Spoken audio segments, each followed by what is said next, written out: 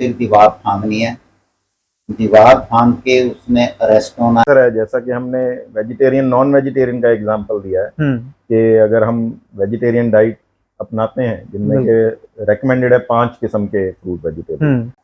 मैं as a doctor अगर medically मैं देखूँ ये बहुत ज़्यादा मैं डिस्करेज करूँगी। तो जापा मुझे मेरे रिश्तेदारी कहते थे कि आप डॉक्टर को भी ले आए, घर में काम आपको करना पड़ेगा।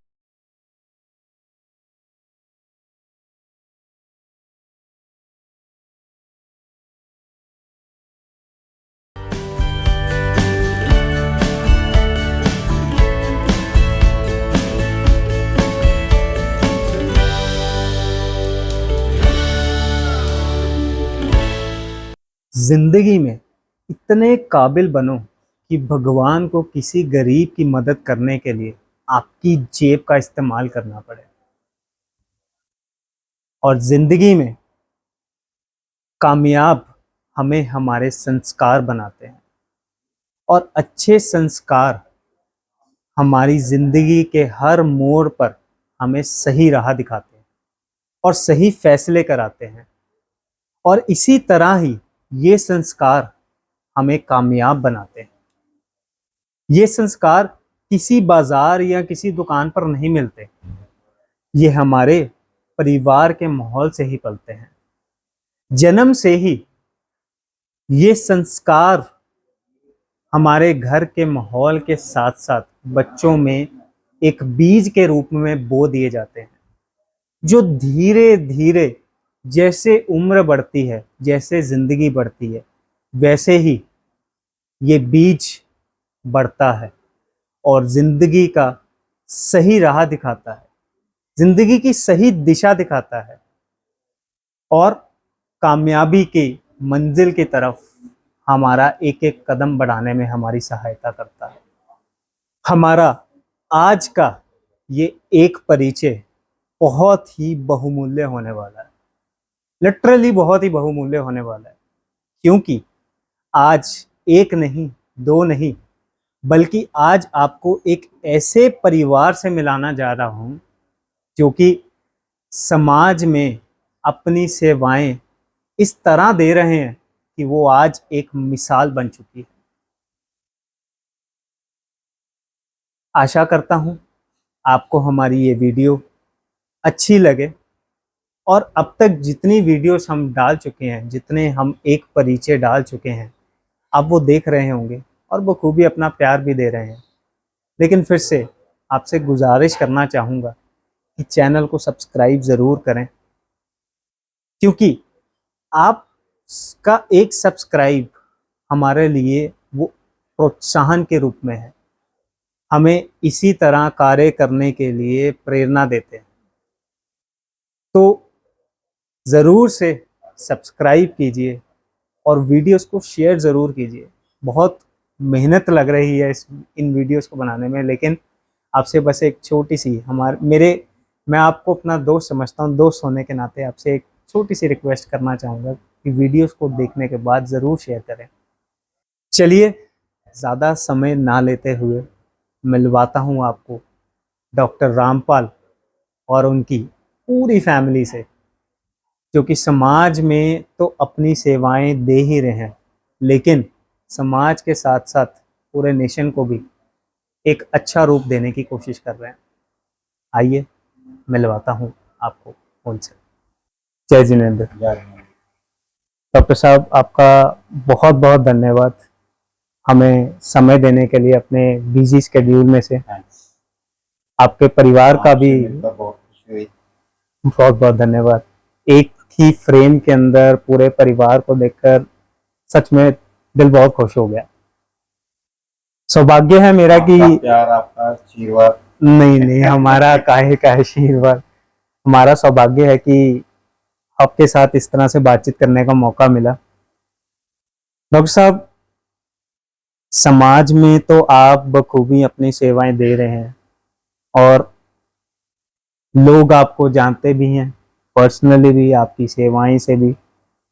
आपसे पूछना चाहूंगा कि ये डॉक्टर बनने की प्रेरणा आपको किसने दी? जब मैंने मैट्रिक किया तो मैट्रिक करने के बाद मेरे ग्रैंडफादर और मेरे फादर को सर को बहुत शौक था कि घर में एक डॉक्टर होना चाहिए। तो उन्होंने, जो मेरे प्रिंसिपल थे स्कूल के, उनको पूछा कि लड़के को क्या करें। हम्म। तो उन्होंने कहा इंजीनियरिंग या मेडिकल है आजकल। उन्होंने कहा मेरी इच्छा है मेडिकल कराने की। तो उन्होंने मेरे से पूछा आप करोगे? मैंने कहा मेरे को तो सिर्फ पढ़ना है, आप जो कहोगे मैं कर लूँगा। जी। तो उस एम को लेके फिर मैंने प्री मेडिकल ज्वाइन किया मेडिकल में।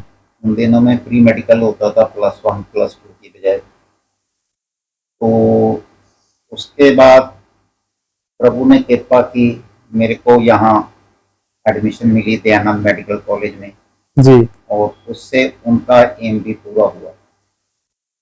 जिस दौरान आपने अपनी मेडिकल की, उस दौरान मैं समझता हूँ कि पढ़ाई का ना इतना ट्रेंड नहीं था कि 60% को हम समझते थे कि बहुत बड़ी एक अचीवमेंट कर ली है। और उस समय में डॉक्टर बनना, डॉक्टर की एक प्रोफाइल को चुनना, मैं समझता हूँ बहुत करके जेंट्स में।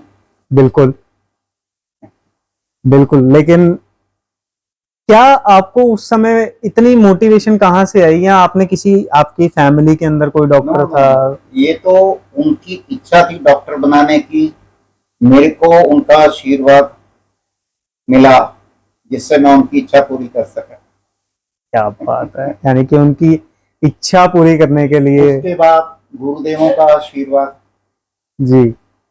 वो तो सदैव ही आपके ऊपर रहा है और आपकी सेवाएं भी बखूबी दिखती हैं। चलिए, इसी से मैं पूछना चाहूंगा, जो आप गुरुदेवों की जो सेवा कर रहे हैं अपनी मेडिकल लाइन के अंदर, उनको किसी भी तरह की सुविधा चाहिए हो, मेडिकल में कोई प्रॉब्लम हो, तो आप बिना कोई घड़ी देखे आप उनकी सेवाओं में हाजिर रहते हैं।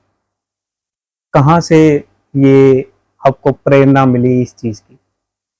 MBBS करने के बाद जब मैंने अपनी प्रैक्टिस शुरू की तो उन दिनों में यहाँ ये समुद्रेश्वरी महाराज जी का चतुर्मास था।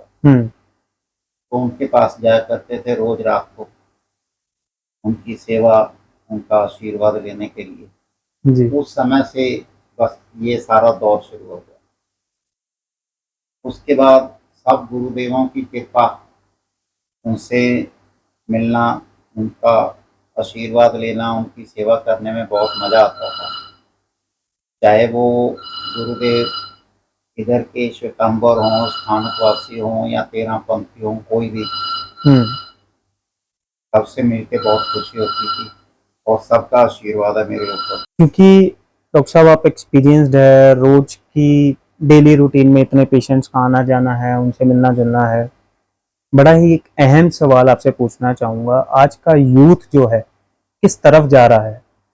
सबको बाहर जाना है, एक नया ट्रेंड सा चल पड़ा है, समाज के अंदर बहुत सी चीज़ें चल रही हैं। क्या कहना आपका इसके बारे में? ये सबसे बड़ी तो बात मेंटल सेटिस्फेक्शन है। आजकल का ये ट्रेंड है बाहर जाने का, तो लोग बाहर जाना पसंद ज्यादा करते हैं, आजादी ज्यादा रहती है। बिल्कुल। तो एक दूसरे के देखा देखी भी जाना पसंद होता है। बिल्कुल। वहां जाके क्या होता है बाद में पता चलता है, ना बाहर जाके बहुत होती हैं। बिल्कुल। और फिर भी लोग खुश रहते हैं। यहाँ के हालात से लोग ये सोचते हैं कि बाहर जाके लाइफ इजी है। जी। हो सकता है इजी हो, पर देखने में इतनी इजी नहीं होती। स्ट्रेस लाइफ, हार्ड वर्क बहुत है बाहर। तो एक लड़का था मेरे पास, वो आया कि अंकल मैंने अमेरिका जाना है, तो मैंने आपसे दवाइयाँ लिखवा के लेके जानी है। तो ठीक है मैं लिख लूँगा। कहाँ जाना आपने? कि मैंने अमेरिका जाना है तो उसके लिए आप दवाइयाँ लिख देना। मैंने कहा आपका वीज़ा लग गया? कहता हाँ जी मैंने लगवाया है। मैंने कहा कितने पैसे लगे? कहता 45 लाख रुपया। 45 लाख? तो 45 लाख वीज़ा लगवा के उसने पहले दुबई, दुबई से टर्की, टर्की से मैक्सिको, वहाँ जाके उसने फिर दीवार फांदनी है। दीवार फांद के उसने अरेस्ट होना है, अरेस्ट होना। अरेस्ट होना है, पुलिस उसको अरेस्ट करेगी, इलीगल एंट्री है। अरेस्ट होने के बाद उसने फिर जेल में जाना है। ये सब उसे पता था, ये सब उसको पता है, फिर भी वो जाने के लिए तैयार है। तो जब मैंने कहा यार ये तो बड़ी अजीब बात है, आपने 35 लाख रुपया खो में गिरा दिया, गिराने के बाद आपको इसमें से तो कुछ नहीं मिलने वाला। अगर आप 45 लाख यहाँ लगा के कोई बिजनेस करो, 2-3 हजार रुपये मिनिमम रोज का कमाओगे। और वो 45 लाख भी माँ बाप का लगा। वो तो लगा, नेचुरली वो उनका ही लगा, पर वो फिर भी जाने को तैयार है। 35-45 लाख खर्च के उसने वहां जाना है। उसको पता है मैंने जेल जाना है, 2 साल तक मेरा केस लगेगा, चलेगा मेरे ऊपर, फिर जाके छुटकारा होगा। जो 45 लाख उसने खर्चा है वो कब पूरा करेगा ये परमात्मा जानता है, पर उसने यहाँ नहीं रहना। मैंने कहा तो आप कहता नहीं अंकल वहीं जाना। आप सोच रहे होंगे कि मैंने ये बेढंगा सा सवाल क्यों डॉक्टर साहब से किया। मैं आप लोगों को बताना चाहूंगा, डॉक्टर साहब के ही बेटे, क्योंकि डॉक्टर कुणाल हैं, कैंसर स्पेशलिस्ट हैं, पंजाब के लुधियाना शहर में एक बड़े ही नामी अस्पताल, जो कि डीएमसी हॉस्पिटल के नाम से है, उसके अंदर अपनी आज करंटली सर्विसेज दे रहे हैं। वो बाहर गए, अपनी सारी स्पेशलाइजेशंस की, वहां पर वेल सेटल हो गए थे, लेकिन फिर डिसीजन बनाया कि वापस इंडिया जाना है। आइए जानते हैं उन्हीं से ही कि क्यों ऐसा मन बना और वापस आना पड़ा। जय जिनेंद्र सर। जय जिनेंद्र जी। सर बहुत बहुत स्वागत है हमारे इस शो के अंदर। सबसे पहले तो मैं आपका धन्यवाद करना चाहूँगा, आपने हमें टाइम दिया, और धन्यवाद करना चाहूँगा आप ही के साथ आपके पूरे परिवार का भी, जिन्होंने हमें समय दिया। तो सर मैं बात कर रहा था कि आप बाहर गए, अपनी स्टडीज़ की, स्पेशलाइजेशंस की, वहाँ पर सेटल हो गए, लेकिन फिर वापस आना कैसे हुआ ये? सबसे पहले तो मैं आपका और आपकी टीम का बहुत बहुत शुक्रिया करूंगा कि आपने भी समय निकाल के हमारे परिवार के साथ इंटरव्यू कहें चाहे गुफ्तगू कहें करने का समय निकाला। तो इस सवाल को मैं थोड़ा सफ़र पीछे ले जाऊंगा कि मेरी मेडिकल की जो जर्नी थी वो शुरू हुई 1994 में, जब मैंने सीएमसी में एंट्री ली और वहीं से अपनी एमबीबीएस एमडी की। उस समय कोई ऐसा प्लान नहीं था कि मैं कैंसर फील्ड में ट्रेनिंग लूंगा जी। तो शुरुआत से सबका यही था कि मोस्ट लाइकली कार्डियोलॉजिस्ट बनेगा, हार्ट की स्पेशलाइजेशन करेगा। ओके। पर ऐसे कहिए जो भी, जैसे I believe in destiny and जो भी मंजूर था डेस्टिनी को, ऐसे हालात बनते गए कि मुझे हॉस्पिटल में जो कैंसर के मरीजों की देखरेख के लिए चुना गया। उस समय कोई और नहीं था। तो उस देखरेख के दौरान मुझे और ट्रेनिंग की जरूरत लगी और ऐसा एक अपॉर्चुनिटी मिली जिसमें ऑस्ट्रेलिया में एडिलेड में हमें मुझे ट्रेनिंग के लिए पहले साल फिर 2 साल के लिए पोजीशन मिली और फिर एक 3rd year special fellow position की वहां पे पोजीशन मिली। तो सब जैसा आप कह रहे हैं कि बाहर जाके बहुत एक ग्लैमरस लगता है कि बाहर जाना है और बाहर ही रहना है, तो उस समय भी सब यही सोचते थे कि ये बाहर अब गया है तो वापस नहीं आएगा। बिल्कुल ऐसा होता है ना कि आजकल के जो यूथ है उनका ये गोल है, ये एम्बिशन है। जैसा कि मैंने डॉक्टर रामपाल से भी बातचीत अभी मैं कर रहा था कि उनका गोल है कि हमने बाहर जाना है, वहां सेटल होना है, लेकिन आप सेटल होने के बाद वापस इंडिया आ गए। बड़ी हैरानी वाली बात है ये। तो सब यही कहते थे वहां पे कि वापस तो कोई जाता नहीं है जी। तो जब तक तुम जहाज में बैठ नहीं जाओगे और वो जहाज उड़ नहीं जाएगा तब तक हम नहीं मानते कि आप यहाँ से नहीं जाओगे, यहीं रहोगे। बिल्कुल। वहां वाले रहने वाले भी यही। तो ऐसे चक्कर में फंस जाते हैं कि हम आए तो थे बस थोड़ी देर के लिए, अब हमारे बच्चे हो गए, हम बच्चों के लिए रुकना चाहते हैं, पेरेंट्स वहां हैं, तो ये बहुत दुविधा वाला सिचुएशन होती है। बट हमारा आने का वापस पर्पस, मैं और मेरे वाइफ डॉक्टर कनुप्रिया भी मेरे साथ थे वहां पे, तो पर्पस काफी क्लियर था कि थोड़ी देर के लिए जितना समय हम स्पेशलाइजेशन में कर सकें वहाँ समय बिताएं और फिर वापस अपनी जगह पे आएं, अपने फैमिली के पास आएं। यू कैन से कि फैमिली बॉन्डिंग है, सोशल वैल्यूज हैं, you can call it with any name, but I think जैसा आप कह रहे हो कि गोल लोगों का है बाहर, हमारा भी गोल था कि जाना है, अपॉर्चुनिटी मिली है, उसका बेनिफिट जरूर लेना है, and then come back and serve our people. That was what our aim was. यानी कि मतलब इंडिया से लगाव था, अपने धर्म के प्रति लगाव था, फैमिली बॉन्डिंग था। यही तो मैं कह रहा था कि वीडियो के शुरुआत में भी मैंने ये बोला कि संस्कार ही हैं जो हमें ये चीज सिखाते हैं, जो हमें ये वैल्यूज हमारे अंदर जो है पैदा करते हैं, और जिसकी एक एग्जाम्पल आपने बड़ी अच्छी समाज में सेट की है। तो थैंक यू ये एग्जाम्पल सेट करने के लिए भी, फॉर आज का जो यूथ है उनको ये मैसेज देने के लिए भी। तो सर सबसे पहले जानना चाहूंगा कि एक्चुअल में कैंसर है क्या? कैंसर एक ऐसी बीमारी है जिसमें हमारे शरीर में जो सेल होते हैं, सारे शरीर बेसिकली एक सेल से शुरुआत होती है, तो अलग अलग ऑर्गन में अलग अलग किस्म के सेल हैं, उनमें सेल बनते हैं, टूटते हैं।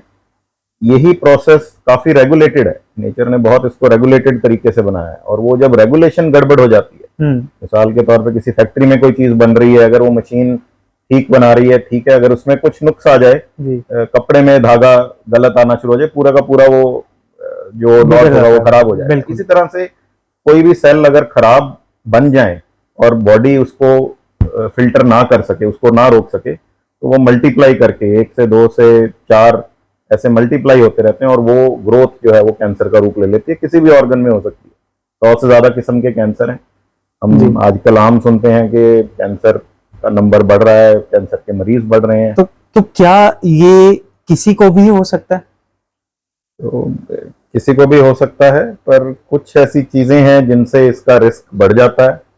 आंकड़े अगर हम देखें तो साल भर में हिंदुस्तान में लगभग 14 लाख से ज्यादा कैंसर के मरीज एक साल में डायग्नोज हुए हैं।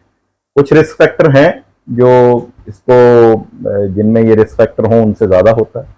कैसी चीजें हैं जिनसे ये कैंसर जो है डिटेक्ट हो सकता है? ज्यादातर उनके बारे में सबको मालूम है। आजकल सोशल मीडिया और जनरल प्रिंट मीडिया में सब इंफॉर्मेशन आती है, जैसे कि स्मोकिंग है। अभी recently world no tobacco day होके हटा है, तो स्मोकिंग सबसे ज्यादा कॉमन कारण है। तंबाकू का इस्तेमाल किसी भी फॉर्म में, चाहे वो स्मोकिंग हो या खाने वाला जर्दा वैसे हो, और अल्कोहल शराब का इस्तेमाल।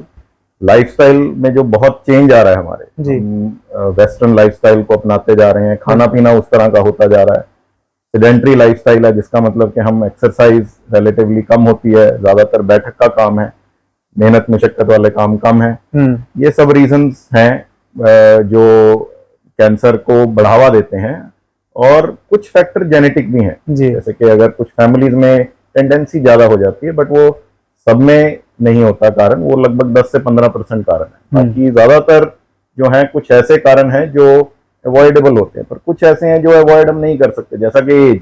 जैसे जैसे एज हमारी बढ़ती है वैसे वैसे कैंसर का रिस्क बढ़ता जाता है, क्योंकि हमने पहले बात की सेल बनने टूटने की, जितनी बार वो साइकिल होता जाता है वो चांस बढ़ता जाता है कि उसमें एरर ऐसा आए कि वो कैंसर का रूप ले। आपने कहा खाना पीना भी आजकल हमारा ऐसा हो रहा है। मैं आपसे पूछना चाहूंगा कि अगर कोई व्यक्ति नॉनवेज खा रहा है तो क्या उसे भी कैंसर हो सकता है? कुछ कैंसर ऐसे हैं जो स्पेसिफिकली नॉनवेज डाइट से रिलेटेड हैं, डायरेक्टली, जैसे कि कोलन कैंसर, जिसमें कि जो डायरेक्टली है कि रेड मीट खाने से वो ज़्यादा इंसिडेंस बढ़ जाता है उसका।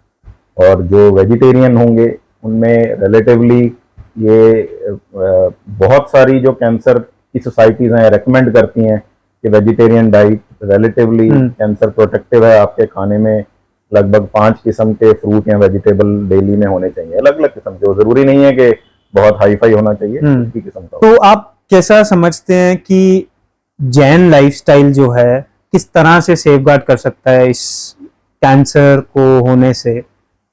बहुत सारी बीमारियों से, और जिनमें कि कैंसर है, जैसा कि हमने वेजिटेरियन नॉन वेजिटेरियन का एग्जांपल दिया है कि अगर हम वेजिटेरियन डाइट अपनाते हैं जिनमें के रेकमेंडेड है 5 किस्म के फ्रूट वेजिटेबल वो हों तो हम सेफगार्ड कर सकते हैं।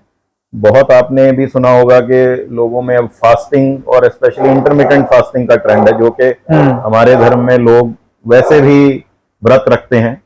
वो चीजें अब साइंटिफिक रूप में भी आ रही हैं कि वो भी हेल्प कर सकती हैं आपकी बॉडी को डिटॉक्स करने में। तो ये सब चीजें हैं जो हमारा लाइफस्टाइल, खाने पीने में समय सूर्यास्त के बाद जैसे नहीं खाते थे वो भी है, तो वो चीजें भी हेल्प करती हैं क्योंकि गैप हमारा बढ़ता तो आपको मैं बताना चाहूंगा कि डॉक्टर कुणाल जो हैं अपनी सर्विसेज के साथ साथ ही उसमें से ही समय निकाल कर एक बहुत ही अच्छी एनजीओ भी चला रहे हैं जिसका नाम है कैन फाइट कैंसर, जो कि पिछले 11 सालों से चल रही है और एक अच्छे लेवल पर चल रही है। वहां पर बहुत ही अलग अलग प्रोग्राम्स चल रहे हैं क्योंकि पूरा एक कैंसर पैलिएटिव सेंटर बनाया गया, सरप्रस्ती नाम से भी वो चल रहा है। तो डॉक्टर साहब जो हैं अपनी सेवाएं वहां भी बखूबी दे रहे हैं, समाज को एक बहुत अच्छी मैसेज है। इसके लिए मैंने एक वीडियो अलग से बनाई हुई है, आपको डिस्क्रिप्शन बॉक्स में उसका लिंक मिल जाएगा और वीडियो के एंड पर यहाँ पर भी आपको उसका लिंक मिल जाएगा, तो आप जरूर वो भी वीडियो देखें। डॉक्टर साहब के साथ ही कंधे से कंधा मिलाकर उनके हर एक कार्य में साथ देने वाले उनके वाइफ डॉक्टर कनुप्रिया, जो कि एक स्पेशलाइज्ड गायनेकोलॉजिस्ट हैं और वो भी लुधियाना में ही Cloud9 के अंदर आज अपनी सर्विसेज दे रहे हैं। तो मैं उनसे भी जानना चाहूंगा, कुछ बातचीत उनके साथ भी करना चाहूंगा। तो थैंक यू मैम आपका हमें टाइम देने के लिए। मैम एक बड़ा ही जनरल सा सवाल मैं आपसे पूछना चाहूंगा। बीइंग अ जैन, हमारे धर्म क्रियाएं जो है, हमारे धर्म के अंदर बहुत सी ऐसी क्रियाएं हैं जैसे कि एकासना हो गया जिसमें हम एक टाइम की रोटी खाते हैं, व्यासना हो गया जिसमें 2 टाइम की, आइनबिल के अंदर हम बिना घी नमक के खाना खाते हैं। कि आज की डेट में ये सीरीज करने लग गए हैं। ठीक है, ऑफनली मंथली या वीकली के अंदर, once in a week, twice in a week, ये चीज ठीक है, लेकिन क्या ये सीरीज करना प्रैक्टिकली सही है सेहत के लिए? हमारे जैन धर्म में मुझे बहुत ज्यादा ऐसी डिटेल में नॉलेज नहीं है, वो हमारे गुरु बता सकते हैं, लेकिन जो ये सिस्टम है फास्टिंग का, ये बहुत साइंटिफिक है और इसको काफी बहुत सालों से इसको समझा और परखा गया है। लेकिन ये जो सिस्टम है, हर चीज की एक लिमिट ठीक होती है। हम जैसे कहते हैं हर चीज जो एक्सेस में हो जाती है वो हमारे को नुकसान करना चाहिए। तो जो हम ये कहें कि कम खाना चाहिए, सात्विक खाना चाहिए, टाइम से खाना चाहिए, ये सब चीजें बहुत रेलेवेंट है, ये बहुत हेल्थ के लिए अच्छी है। लेकिन अगर हम इसको एक्सेस में चले जाएं कि हम लोग रोज ही ये करें, सारा साल करते रहें, या फिर बहुत ज्यादा जैसे लगातार फास्टिंग है जिसमें सिर्फ पानी पे है, तो इसकी वजह से जो प्रोलॉन्ग फास्टिंग होती है हमारे हार्ट, लिवर और हमारे जो वाइटल ऑर्गन हैं इस पे कुछ ऐसे नुकसान छोड़ते हैं जो शायद ना रिकवर हो सके, जो लंबे समय तक रहते हैं। दूसरा ये कि अगर आप एक गृहस्थी में रहते हैं तो अगर आप अपने सारे डे टू डे एक्टिविटीज भी करना चाहते हो, अपने बच्चों को भी देखना चाहते हो, अपने घर को भी देखना चाहते हो, और फिर आप ये भी चीजें साथ में करते हैं, तो कहीं ना कहीं आपकी हेल्थ कॉम्प्रोमाइज होगी। तो उसको अपने दिनचर्या में इस हिसाब से रखें कि आपकी हेल्थ भी कॉम्प्रोमाइज ना हो और आपका धर्म में जो आपका लगाव है वो भी कहीं कम ना हो। बिल्कुल। तो इनको बैलेंस लेके चले। जब देखिए भगवान ने जो हमें दिया उसमें सबसे बड़ी चीज हमारी हेल्थ है। हम हेल्दी होंगे तो आगे तपस्या करेंगे। एग्जैक्टली। अगर हम बहुत पहले ही टू मच कर लेंगे तो वो फिर एक लिमिट के बाद हमारी शरीर सह नहीं पाएगा। बिल्कुल। मैं अपनी मम्मी से भी कहना चाहूंगा, अगर वो वीडियो देख रहे हैं तो स्पेशली ये सवाल जो है मैंने आप ही के लिए किया है। मैम आप एक गायनेकोलॉजिस्ट हैं, तो आपसे रोज आप पेशेंट्स देखते हैं, अपने क्लाइंट्स को देखते हैं, तो मैं आपसे एक सवाल करना चाहूंगा कि आप आज के युग में क्या पेरेंटिंग में ऐसी चीज देखते हैं जिसको कई बारी अपने क्लाइंट से आप सुनते हैं तो आपके मुंह से यार एटलीस्ट ये तो मत करो? आई डोंट वांट टू से बट है बहुत फ्रीक्वेंटली होता है, बहुत कॉमनली चीजें नई नई हमें देखने को मिलती है। एक तरफ से कई चीजें इम्प्रूव भी हुई है कि अब कोई प्रेग्नेंट होती है लेडी तो घर में लोग ज्यादा ध्यान रखते हैं और मतलब डॉक्टर के टाइम भी लेके जाते हैं। शायद 30-35-40 साल पहले सब चीजें घर में ही हो जाती थी, लेकिन अब काफी लोग ध्यान भी रखते हैं और डॉक्टर्स के रेगुलर जाना करते हैं। लेकिन यहीं पे एक चीज और आ गई है कि एक तो लोग अब गूगल बहुत करने लगे, हर प्रॉब्लम जो होती है वो सीधा नेट पे देखेंगे और उसमें जो देख के वो ना अब डरने लग गए प्रेगनेंसी से। अब कुछ भी होता है उनके मन में डर आ जाता है, इतनी एंजाइटी हो गई है कि पता नहीं मुझे ये ना हो जाए, मुझे वो ना हो जाए। तो एक पॉजिटिविटी जो है ना प्रेगनेंसी की वो कम होती जा रही है। एक अच्छी चीज होनी चाहिए कि घर में अच्छी चीज आ रही, बट जब हम ये सर्च कर लेते हैं वो सर्च कर लेते हैं, कई बार हम अपने फ्रेंड से बहुत ज्यादा डिटेल में बात कर लेते हैं, वो डरा देते हैं। तो ये जो डर एक चीज आ गई है, ये डर बहुत बढ़ गया, जो कि मैं बहुत डिस्करेज करूंगी कि बहुत ज्यादा गूगल ना करें, अपने डॉक्टर के हिसाब से चलें एंड स्टे पॉजिटिव। और जब बच्चा पैदा भी हो जाता है तो यही चीज बच्चे में ट्रांसफर हो जाती है। बिल्कुल। बच्चा 2 मिनट रो लिया तो गूगल करेंगे क्यों रो रहा है, अगर बच्चे ने दूध ज्यादा ले लिया तो भी मुश्किल है, कम ले लिया तो भी मुश्किल है, इसको मिल्क आ रहा है नहीं आ रहा, हर चीज का स्ट्रेस बहुत ज्यादा। और फिर जब ये स्ट्रेस नहीं ले पाते तो फिर आप हेल्प लेते हो, जो मतलब डॉक्टर्स की नहीं हेल्प लेते, फिर हम कभी किसी से पूछते हैं कभी, तो कई बार हम मिसगाइड भी हो जाते हैं। और दूसरा पेरेंटिंग में एक बहुत बड़ी प्रॉब्लम है फोन। अब बच्चे को खिलाना है तो फोन, अगर उसको कुछ भी एक्टिविटी करानी, हम इतना ज्यादा बच्चे को फोन देना शुरू करते हैं। हमें पेरेंट्स पूछते हैं हमारे बच्चे के लिए क्या अच्छा है, ये नहीं पूछते कि फोन देना चाहिए कि नहीं। बिल्कुल। तो इतनी उसकी यूजेज ज्यादा हो गई कि उससे बच्चों पे बहुत इफेक्ट है। दिस इज वन थिंग जो मुझे लगता है कि बहुत इसको कंट्रोल। तो व्हाट डू यू थिंक कि कौन सी एक राइट एज है फॉर हैविंग अ किड, या कब इसका सही प्लान कर सकते हैं? बच्चा होने की एक फिजिकल और मेंटल एज होती है। Physical age is after 20 years for a girl and after 21 years for a male. लेकिन अगर हम अपनी सोसाइटी देखें तो मतलब हम लोग ये कहते हैं कि पहला बच्चा एक लेडी को 30 साल से पहले होता है। ओके। अगर आप लेट से लेट भी प्लान करना चाहते हैं, चाहे वो करियर या आप शादी आप देर से करना चाहते हो, तो फॉर अ लेडी, एक लेडी के लिए एक एज फैक्टर बहुत इम्पोर्टेंट है। हम लोग कहते हैं 30 के पहले एक बेबी कर लो और दूसरा 35 से पहले। तो इसी से ही एक बड़ा ही ना इंटरेस्टिंग किस्सा याद आ गया। मैं हाल ही में ना किसी के घर गया था, वहाँ पर उनके न्यूबॉर्न बेबी अभी हुआ था। वहाँ मैंने देखा एक उन्होंने हेल्पर रखी हुई, that was a paid helper. बच्चे की सारी रिस्पॉन्सिबिलिटी, अभी वो न्यूबॉर्न बेबी है, उसको जस्ट अ डे हुआ अभी, लेकिन सारी रिस्पॉन्सिबिलिटी जिसमें उसकी मालिश हो गई, सारी चीजें उसको सौंपी हुई है। तो आजकल ना ये एक नया ट्रेंड मैं देख रहा हूँ कि हेल्पर रख लेना और अपने न्यूबॉर्न बेबी को उसको थमा देना और खुद रिलैक्स करना। तो क्या आपका एज अ डॉक्टर इसको कहना है?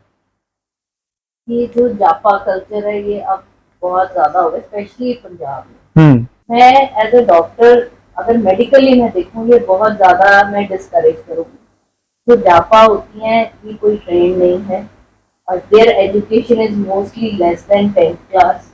इनको हाइजीन का, साइंस में जो हम कहते हैं सफाई और जो साइंटिफिक चीजें हम जानते हैं इनको कोई आइडिया नहीं। ये लोग गांव से उठ के आते हैं और वहां पे बच्चों को कैसा पाला जाता है ये उस तरीके से चलता है। कई बार हमारे साथ क्या होता है कि पेशेंट आके बोलता है कि हमारी जापा ये बोल रही है, आप कुछ और बोल रहे हो, तो हमारा डॉक्टर का कंपैरिजन जापा की एडवाइस से करते हैं। तो रियली तो दिस इज, तो मुझे जो लगता है कि जो लेडी एक अनपढ़ औरत है उसने 2 लेडीज को देखा बच्चे पाल रही हैं, हजारों सालों से औरतें बच्चे पाल रही हैं, तो उसी जो ट्रेंड चल रहा है वही ये लोग मानते हैं। बट जो साइंस हमें सिखा रही है हम लोग उसको इग्नोर कर रहे हैं। तो ये आपको देखना है वेदर यू वांट साइंस और what some lady is going to tell you, जिसने कोई एजुकेशन नहीं देखी, जिसको कोई साइंस का और दूसरी बात ये कि हम जापा पे बच्चा छोड़ देते हैं। हम लोग ये नहीं अरेस्ट कर रहे हैं, हम लोग क्या कर रहे हैं, सोशलाइज कर रहे हैं। कोई घर में 10 लोग आ रहे हैं, उनको 4 चीजें खिला रहे हैं, तो जो मदर और बेबी है उस पर हमारी अटेंशन नहीं है, जो आने जाने वाले हैं उन पे अटेंशन, ये चीज कम करनी है। तो हमारी सोशल ऑब्लिगेशन इतनी ज्यादा हो जाती है बच्चा पैदा होने के बाद, जहन से तो बहुत ज्यादा, ये आ रहा है देखने बच्चा, वो आ रहा है कि तो बच्चे को मदर को इन्फेक्शन का डर है। तो इनिशियल 1 मंथ में विजिटर्स कम रखने चाहिए, और उनका अगर आना भी है तो बिल्कुल सिंपल विजिट होना चाहिए, ताकि आपकी अटेंशन बच्चे और मदर की तरफ और हमारी डिपेंडेंस इन लेडीज पे ना हो। तो मैम आप अपना प्रोफेशन भी अच्छा कर रहे हैं और फैमिली के साथ भी अपना टाइम दे रहे हैं। इसी के अंदर मैं इंट्रोड्यूस करना चाहूँगा, इसी सवाल के अंदर एक्चुअली मैं बड़ी ही एक इम्पॉर्टेंट इस फैमिली के मेंबर को इंट्रोड्यूस करना चाहूँगा, और कोई नहीं, डॉक्टर रामपाल जी की वाइफ मिसेस रंजना जी को, जो कि एक सोशल एक्टिविस्ट भी हैं, जीतों में बहुत एक्टिव हैं, वो एक्टिव मेंबर हैं, और जो आप इस फ्रेम में एक पूरी फैमिली को देख रहे हैं, एक मैं कहूँगा डॉक्टर्स की सेना को देख रहे हैं, उनको आगे बढ़ाने में, उनको एक संजो कर रखने में, चाहे वो सामाजिक तौर पे या फैमिली तौर पे, उनको आगे बढ़ाने में इनका बहुत बड़ा एक योगदान है। सबसे पहले तो आपका मैं तहे दिल से धन्यवाद करना चाहूँगा कि इतने अच्छे डॉक्टर्स, इतने अच्छे समाज सेवी आपने इस जैन समाज को दिए, एक्चुअली इस नेशन को दिए। So thank you so much. सबसे पहले तो उसका कारण मैं आपको बताऊं, ठीक है, हम हमारे एफर्ट्स हैं तो ब्लेसिंग्स लोगों की, इन बच्चों के ऊपर और मेरे परिवार के ऊपर जो ब्लेसिंग्स हैं, डॉक्टर के ऊपर, इन बच्चों के ऊपर, आगे जो बच्चे हैं, बेटी मेरी PhD है, सबके ऊपर जो ब्लेसिंग्स हैं वो आप सब लोगों की। जिंदगी में एक एम था कि मैं नहीं कुछ कर पाई अपनी जिंदगी में, ठीक है सोशल वर्क कर लिया, तो मेरे बच्चे कुछ कर पाए, तो उसी एम को लेके मैं आगे। मैम मैं आपसे पूछना चाहूँगा, आपके हस्बैंड भी डॉक्टर हैं, वो भी अपने क्लाइंट्स में बिजी रहते हैं, आपके बेटे भी अच्छे लेवल पर काम कर रहे हैं, डॉक्टर इन लॉ भी प्रोफेशनली काम कर रहे हैं, तो कभी मन में ये ख्याल नहीं आया कि मेरी ऑलरेडी मेरे हस्बैंड और बेटे तो कर ही रहे थे, अब जो मेरी डॉटर इन लॉ आई वो भी प्रोफेशन कर रही है? अक्सर आज के डेट में ये ख्याल आ जाता है, तो आपके भी ये मन में ख्याल आया? नहीं, कभी नहीं आया। वो मुझे कहते थे जब शादी हुई कनु की, तो मुझे मेरे रिश्तेदार ही कहते थे कि आप डॉक्टर बहू ले आए, घर में काम आपको करना पड़ेगा। बिल्कुल। मैं क्या कि ऐसा सोचा ही नहीं मैंने, कहा अगर वो काम कर रही है तो कोई गलत काम कर अगर वो घर में एक हाउसवाइफ रहेगी और किट्टी पे जाएगी या अपने उसमें जाएगी, तो भी तो मैं बर्दाश्त करूंगी, ये अच्छा काम करने जा रही है, तो उसके लिए तो मुझे उसकी हेल्प करनी चाहिए। मेरे से बड़े सवाल पूछे थे। मैम मैं आपसे भी पूछना चाहूंगा कि मदर इन लॉ की इतनी स्ट्रॉन्ग सपोर्ट, क्या कहेंगे इसके? पता नहीं, शायद पुराने जन्म के कोई अच्छे कर्म होंगे।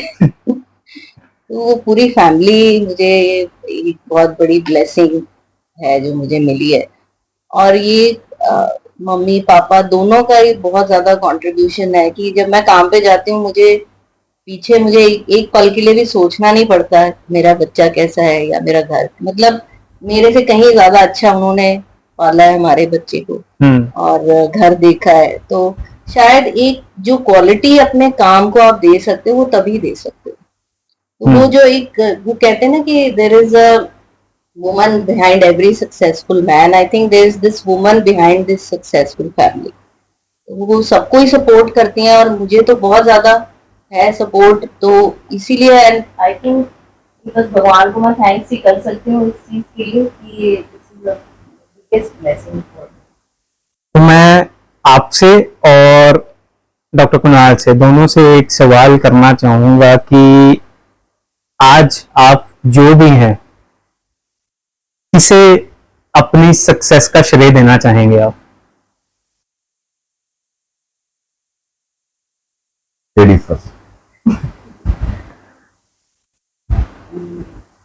आई थिंक सबसे पहले तो मुझे लगता है कि मेरी किस्मत थी कि मैं एक जैन फैमिली में पैदा हुई और मेरे पेरेंट्स ने सोचा कि हमें अपनी बेटी को प्रोफेशनल बनाना है, कि ये नहीं है कि बस शादी कर देनी है और बस और कुछ नहीं। फिर शादी के बाद आपका प्रोफेशन शुरू होता है, उसके बाद जो पेरेंट्स आपको मिलते हैं उससे ही आप उड़ान भरते हैं। बिल्कुल। तो आई थिंक पेरेंट्स ही हैं थ्रू आउट, जन्म से लेकर अभी तक जिनको सारा श्रेय। अभी तक की हमारी लाइफ की जर्नी में जो भी हमने या मैंने अचीव किया है, आई थिंक उसका सबसे बड़ा श्रेय मेरे पेरेंट्स, जिन्होंने मार्गदर्शन शुरू से किया है। कभी कुछ सोचा ही नहीं है कि क्या और बनना है, डॉक्टर बनने का ही हमेशा से सोचा गया सपना था, तो वो अचीव कर पाए, ये बहुत बड़ी ब्लेसिंग है। भगवान की तरफ से कृपा रही है, हेल्थ की तरफ से कृपा रही है, और सिर्फ यही परिवार, ये 4 मेंबर ही नहीं है, बहुत बड़ी एक्सटेंडेड फैमिली है हमारी।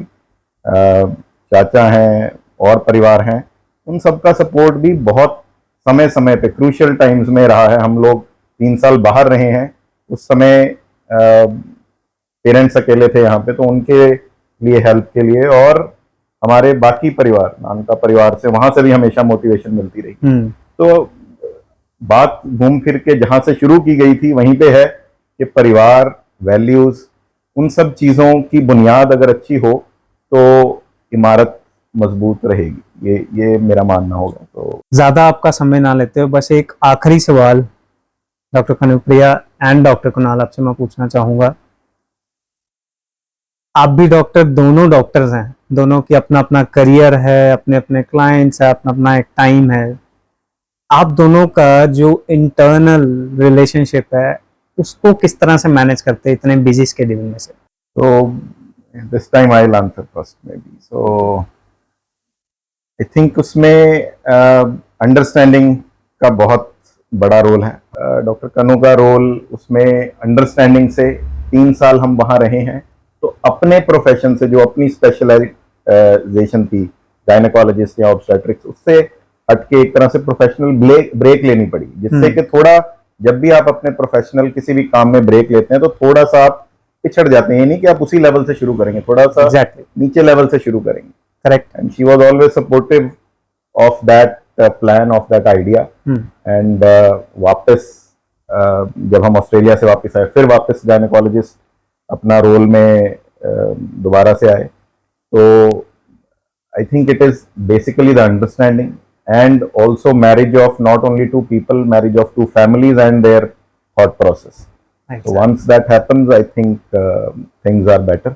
And mother के लिए मैं पहले, she is doctor of all our doctors, so ये हम सबके डॉक्टर हैं, तो सबका ध्यान रखना, तो ये इनका रोल सबसे इम्पोर्टेंट रहा है। अच्छा, एक बड़ा इंटरेस्टिंग सवाल इसी से मेरे पे दिमाग में आ गया, कोई आप में से बीमार होता तो कौन सा, किस डॉक्टर के पास जाता है?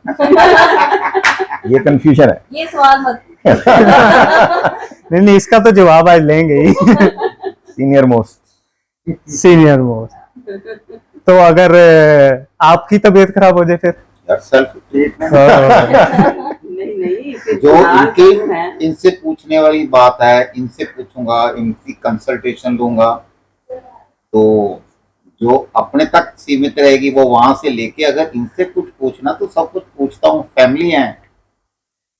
चलिए, ज्यादा समय ना लेते, मैं एक बस वीडियो को हम एंड करेंगे, लेकिन एक वीडियो को हम एंड करने से पहले जरूर, जिसके लिए हमने ये वीडियोस बनानी शुरू की है, ये शो शुरू किया है, यूथ के लिए, आज के यूथ को किस राह पर जा रहा है ये मेरे से बेहतर आप जानते हैं, क्योंकि मेरे से ज्यादा रोज आपका डीलिंग, पब्लिक डीलिंग इतनी ज्यादा, तो आप बेहतर जानते हैं।